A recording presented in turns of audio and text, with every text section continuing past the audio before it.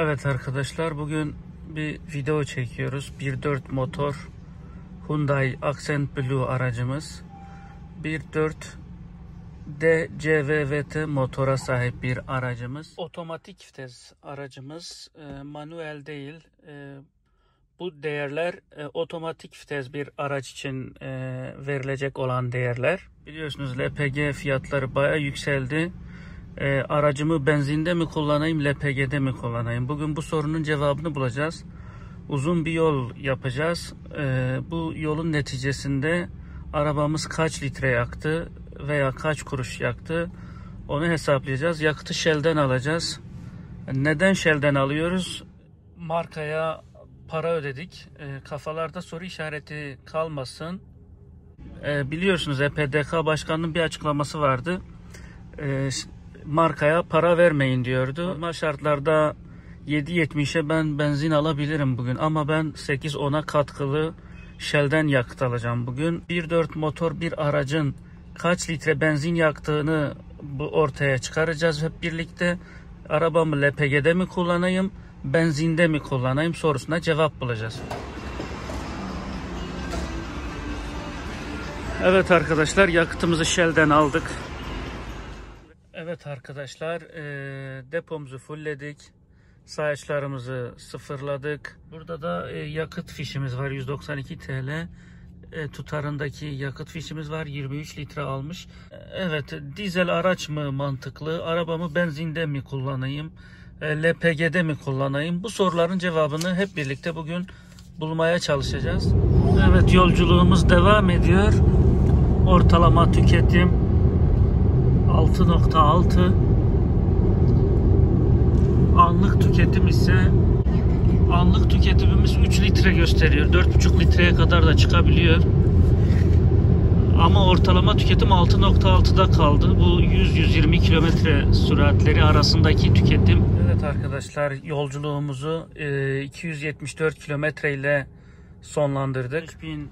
5.118 ile başlamıştık. 85.392 ile bitirdik yolumuzu. 274 kilometre yol yaptık. Göstergemiz yarının altında. Onun dışında ortalama tüketimimizi göstereyim.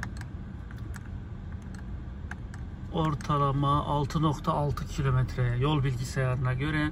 Ama tabii bu bizim için gerçekçi bir değer değil. Biz birazdan petrol istasyonuna gidip pompadan yakıt alacağız ve kaç litre yakıt aldığımıza bakarak kaç kilometre yol yaptığımıza hesap edeceğiz. Şimdi Shell'e doğru gidiyoruz. Evet arkadaşlar, görüyorsunuz. Shell'den yakıt aldık. 155 TL. 19.3 litre yakıt yaktık. Bunun değerlendirmesini daha sonra yapacağız. Gene Shell'den aldık yakıtımızı. Evet arkadaşlar, şimdi gelelim videomuzun değerlendirme kısmına. Şöyle anlatayım ben size. Şehir içinde LPG'li bir araç 1 litre yakıtla 8,33 kilometre yol yapabiliyor. Biz bunu ortalama 8 aldık. Şehir dışında ise LPG'li bir araç ortalama 12-12,5 kilometre yol alabiliyor. Biz bunu da 12 kilometre hesapladık.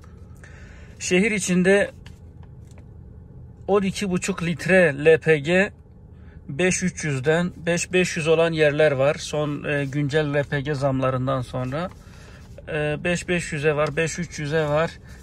Ülkenin değişik yerlerinde değişik fiyatlar var. Hani biz onların hepsini referans almıyoruz. 5.300'e aldığımız LPG'yi referans alıyoruz. Şehir içinde LPG'li bir araç 66.25 TL yakıyor. Şehir dışında ise yine LPG'li bir araç 43.99 TL. Yani ortalama 44 TL yakıyor. Şöyle de bir olay var. Bazı sıralı otogaz sistemleri var. Bunlar da aynı zamanda benzin tüketimi de söz konusu olabiliyor. O nedenle 66 TL'lik LPG 70 TL'yi bulabilir diye düşünüyorum. Evet arkadaşlar, kaldığımız yerden devam ediyoruz.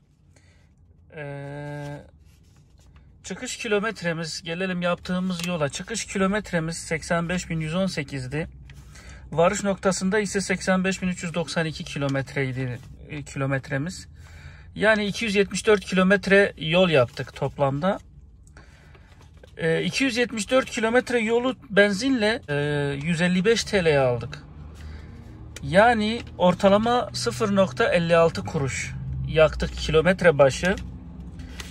Litre olarak da 19,33 litre yakıt harcadık.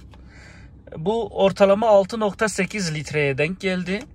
Yani 100 kilometrede 6,8 litre benzin yaktık biz arkadaşlar. Bu da azımsanacak bir oran değil. 1.4 motor benzinli bir araç için bence biraz fazla oldu. Yol şartları ağırdı, evet. Elazığ yolu virajlı bir yol. Çok düzlük bir yol değil. Virajlı ve rampalı, inişli, yokuşlu bir yol. Ondan da kaynaklanmış olabilir ama bizim bu yolda 155 TL'ye 274 kilometre yol gittik. Bu 0,56 kuruşa denk geldi. Toplamda 19,33 litre yaktık. Kilometre başına ise 6,8-7 litre arası bir yakıt tüketimimiz söz konusu oldu. Öte yandan benzinle 1 litre ile şehir dışı 14,17 kilometre yol yaptık. Benzinle 1 litre benzin ile 14,17 kilometre yol yaptık. 100 kilometre benzin çarptığımız zaman bize 56,7 TL'ye denk geldi. Biliyorsunuz LPG ile çarptığımız zaman bu oran 43,99 yani 44 TL'ydi. Benzinle LPG arasındaki farkı çıkardığımız zaman 56,8 43,9 arada 12-13 TL bir fiyat farkı var. Biz 300 kilometreye yakın yol yaptık. 274 yaptık ama toplamda da 39 TL. Yani LPG ile ben bu aracı kullanmış olsaydım 39 TL daha az yakıt yakmış olacaktım. Onun dışında şöyle özetleyeyim. LPG ile aynı yolu 274 kilometreyi 116 TL'ye alabilirdim. Benzinle 155 TL'ye aldım. Arada 39 TL fark oluştu. Dizel bir araçla da aynı yolu bu araba dizel olsaydı, 1.6 TDI bir Volkswagen olsaydı, bir 1.5 Renault motor olsaydı, Fluence olsaydı, bir Leon olsaydı gene 1.6 TDI 127 TL'ye bu yolu almış olacaktık. Yani özetle LPG hem benzinden hem dizelden daha ekonomik bir yakıt hala. Yapılan son zamlara rağmen LPG benzinden ve mazottan daha ucuza denk geldi. Ama şöyle bir şey var, biliyorsunuz LPG'ye zam yapıldı mı benzine de zam yapılır. Yani gene benzin LPG'nin 2 katı olur. Bu fiyatlara rağmen LPG daha ucuzsa benzine zam yapıldıktan sonra gene aradaki fark çok fazla açılacağını düşünüyorum.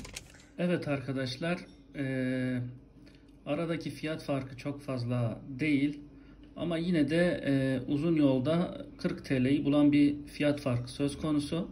Ben arabamı çok seviyorum. 10 TL 100 kilometrede 10 TL benim için önemli değil diyorsanız arabanızı benzinde kullanırsınız. Ama hayır, 10 TL benim için büyük bir para, ben arabamı LPG'de kullanacağım diyorsanız siz de haklısınız. Çünkü 1000 kilometre yolda 10 TL 100 TL gibi bir fark olarak ortaya çıkıyor. Bu nedenle tercih artık sizin, yani dizel mi, LPG'li mi, benzinli mi, az da olsa karar vermeniz noktasında yardımcı olmaya çalıştık. Videomuzu da burada bitiriyoruz. Kanalımıza abone olmayı unutmayın ve videoyu beğenmeyi de unutmayın. Bir dahaki videoda görüşmek üzere.